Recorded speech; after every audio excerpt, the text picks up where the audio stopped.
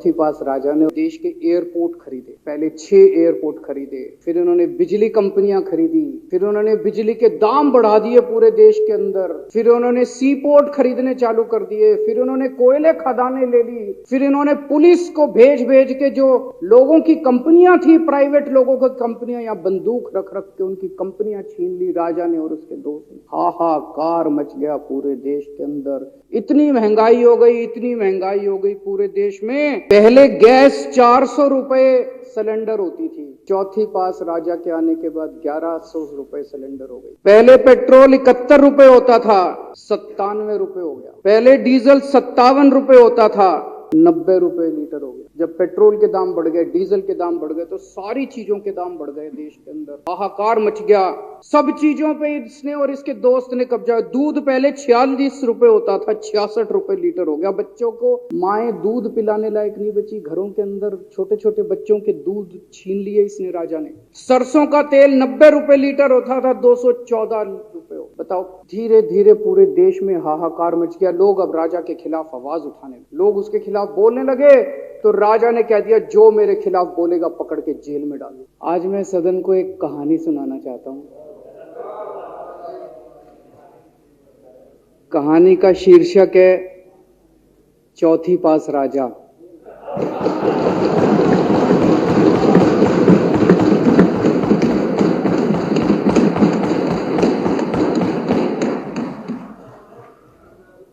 आपने बचपन में राजा रानी की बहुत कहानियां सुनी होंगी। मेरी कहानी में रानी नहीं है,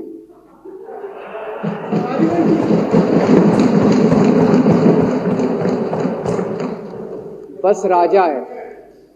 ये कैसे राजा की कहानी है अध्यक्ष महोदया, जो अनपढ़ था,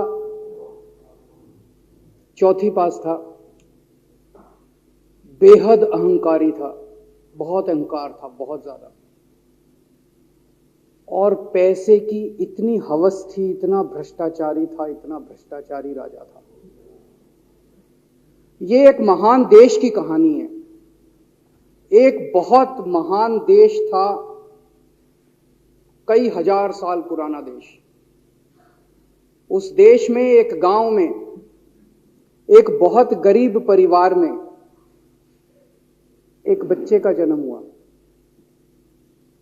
जब बच्चे का जन्म हुआ तो ज्योतिषी ने कहा,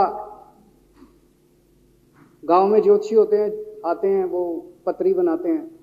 ज्योतिषी ने कहा, माई तेरा लड़का बड़ा होके बहुत बड़ा सम्राट बनेगा। माई को यकीन नहीं हुआ, मेरा इतने गरीब हूं मैं, कहां से मेरा बेटा सम्राट बनेगा। तो उसने कहा, नहीं, तेरे बेटे के ग्रह बताते हैं तेरा बेटा बहुत बड़ा सम्राट बनेगा। बेटा धीरे धीरे बड़ा होने लगा। स्कूल, गांव का ही स्कूल था, स्कूल जाता था, उसका पढ़ने वढ़ने में मन नहीं लगता था। तो चौथी के बाद उसने किसी तरह से चौथी करी, चौथी के बाद उसने स्कूल छोड़ दिया। गांव के पास एक रेलवे स्टेशन था।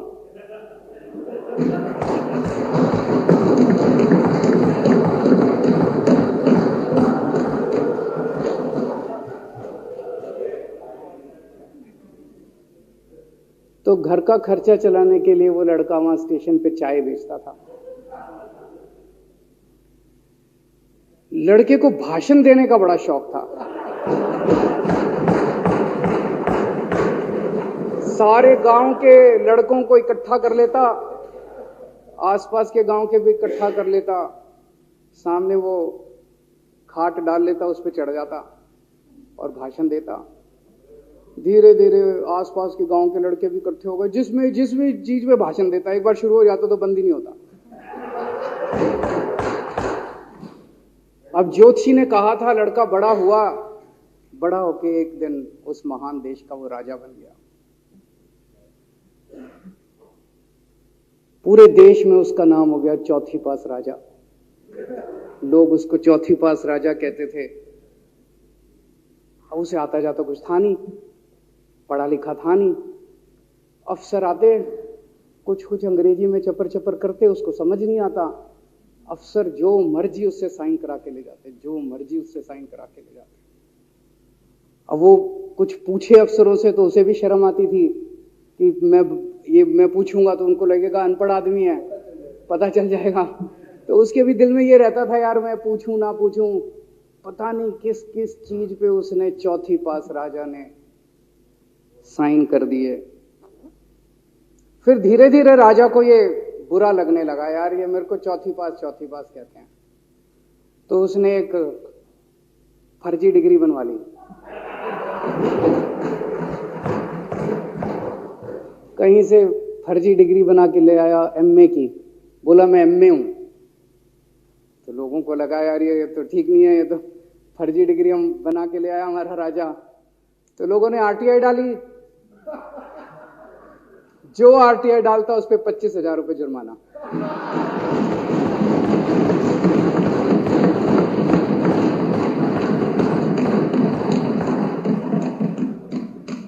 आपके नेता की बात नहीं कर रहा।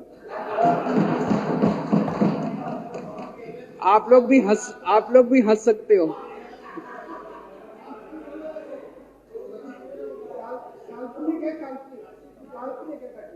तो जो आरटीआई डाले उसको 25,000 रुपए का जुर्माना, जो आरटीआई डाले उसको 25,000 रुपए का जुर्माना।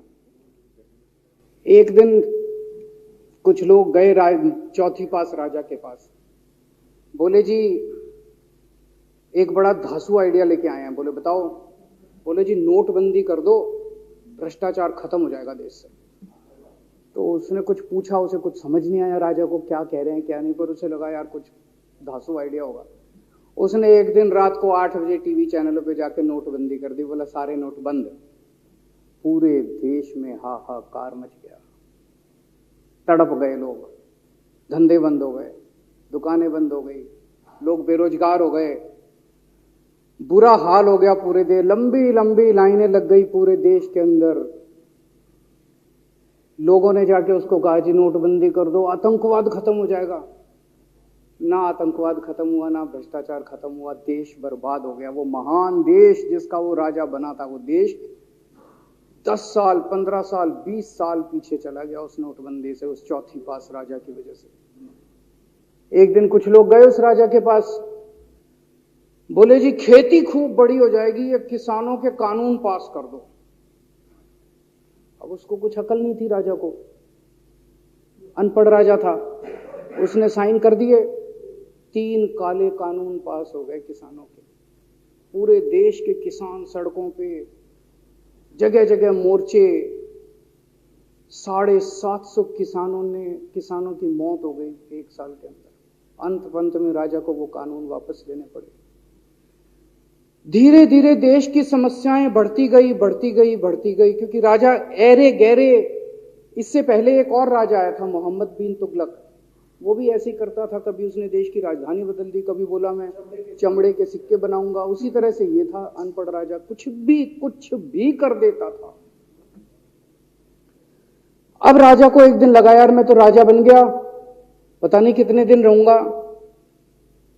तो उसकी गरीबी में जो जीवन उसने जिया था, उसे लगा यार पैसे तो कमाने चाहिए। पैसे कैसे कमाऊं?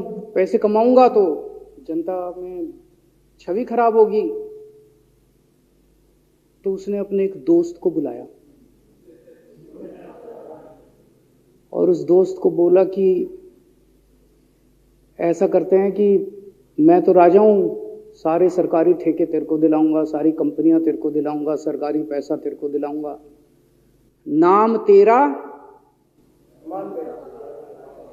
पैसा मेरा। तेरे को पूरे उस पे 10% कमीशन तेरे को मिलेगा, सारा पैसा मेरा। दोस्त मान गया। दोस्त को क्या था, फ्री में पैसा मिल रहा था, दोस्त मान गया। उसके बाद दोनों ने मिलके जो देश को लूटा।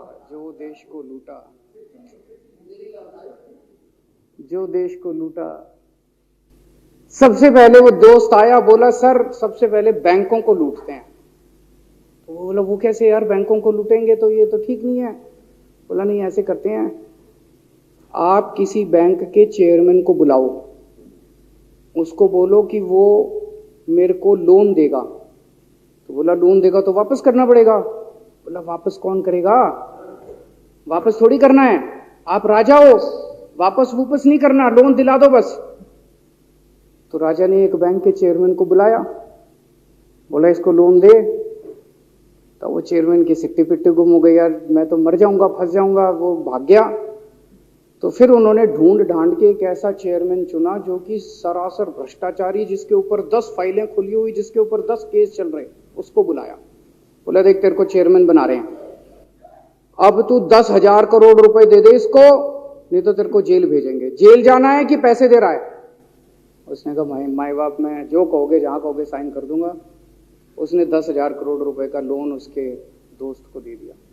ऐसे करते करते लाख 2 लाख करोड़ रुपए इन्होंने बैंकों से लूट लिए। राजा ने, चौथी पास राजा ने और उसके दोस्त ने मिलकर 2-2.5 लाख करोड़ रुपए बैंकों से लूट लिए।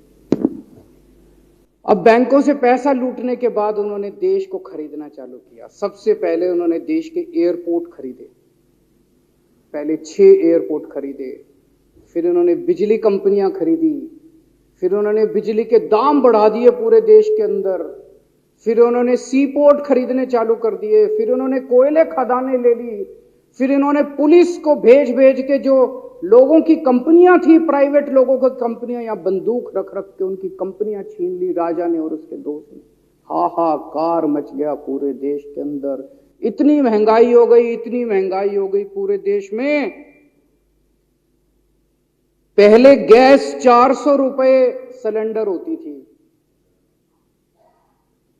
चौथी पास राजा के आने के बाद 1100 रुपए सिलेंडर हो गई।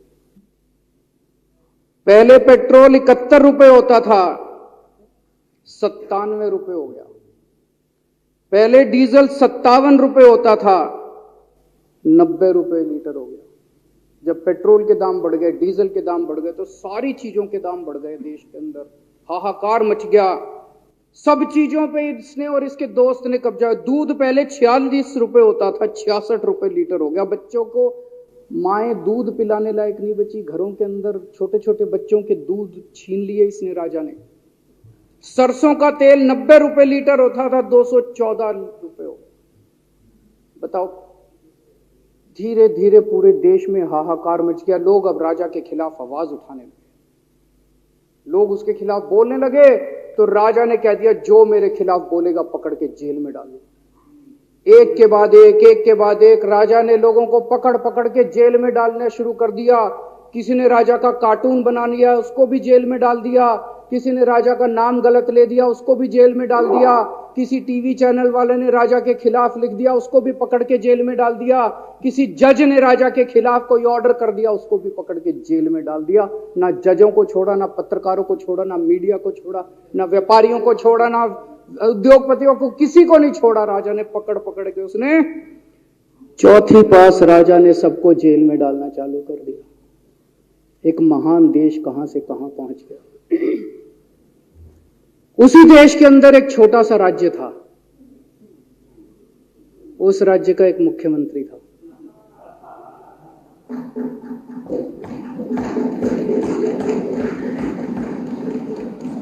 उनके चेहरे पे भी स्माइल आ गई,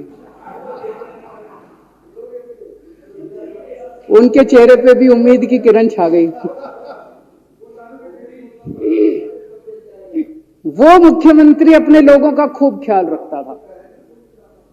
वो मुख्यमंत्री कट्टर ईमानदार था। वो मुख्यमंत्री कट्टर देशभक्त था। वो मुख्यमंत्री पढ़ा लिखा था।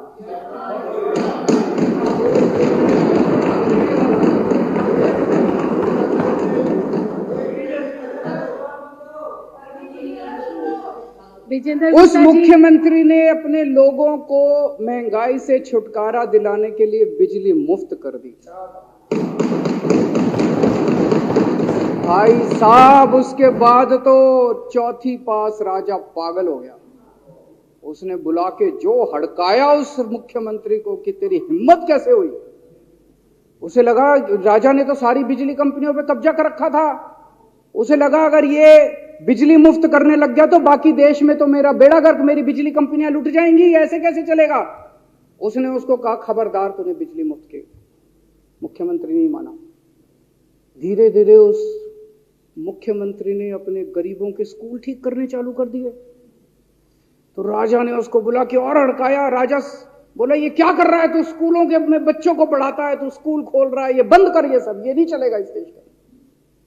वो नहीं माना मुख्यमंत्री।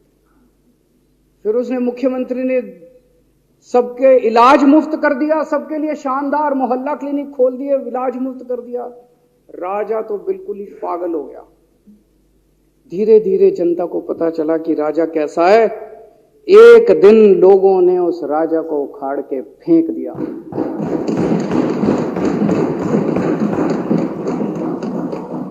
और लोगों ने एक किसी ईमानदार और देशभक्त आदमी को वहां बिठा दिया और उनकी सरकार आ गई। और उसके बाद देश से महंगाई खत्म हुई और देश रात दूनी चौगुनी तरक्की करने लगा। तो जैसे हम बचपन में सुना करते थे, moral of the story, Hindi में क्या कहते, मॉरल ऑफ द स्टोरी का मतलब भाई इस कहानी में क्या प्रेरणा मिलती है। इस कहानी से, इस कहानी से ये प्रेरणा मिलती है कि अगर आपके देश में महंगाई है, आपके देश में समस्याएं हैं, आपके देश में सब कुछ गड़बड़ चल रहा है, तो सबसे पहले जांच परख के देखो आपका राजा अनपढ़ तो नहीं है। अगर आपके देश में सब गड़बड़ चल रहा है, बेरोजगारी है, बहुत सारी समस्याएं हैं, जरा देखो राजा, आपके राजा को कोई दोस्त तो नहीं है। अगर है तो सबसे पहले अपने राजा को उखाड़ के फेंको, नहीं तो आपकी समस्याओं का कोई समाधान नहीं होगा। आपकी समस्याओं का कोई समाधान नहीं होगा। वो पढ़ा करते थे, अंधेर नगरी चौपट राजा, सवा शेर बाजी सवा शेर खाजा। बहुत बहुत शुक्रिया।